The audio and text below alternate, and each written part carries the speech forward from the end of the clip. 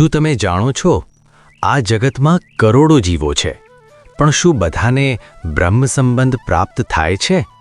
ના. શ્રી યમુનાજીના 41 પદ પૈકીના 8મા પદમાં ગોવિંદદાસજી ખૂબ જ સુંદર વાત સમજાવે છે.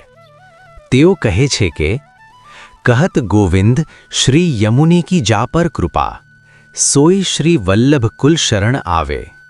એટલે કે જે જીવ પર સાક્ષાત શ્રી યમુના મહારાણીજીની કૃપા દ્રષ્ટિ થાય છે, તે જ જીવ વલ્લભ કુળના શરણે જઈ શકે છે.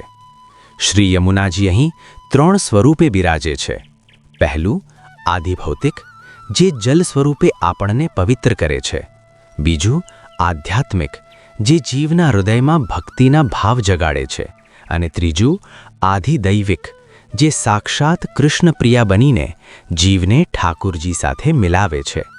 યાદ રાખજો, શ્રી યમુનાજી એ પુષ્ટિ માર્ગનું પ્રવેશ દ્વાર છે. તેમની કૃપા વગર શ્રીજીનું શરણ મળવું અશક્ય છે. જય શ્રી કૃષ્ણ.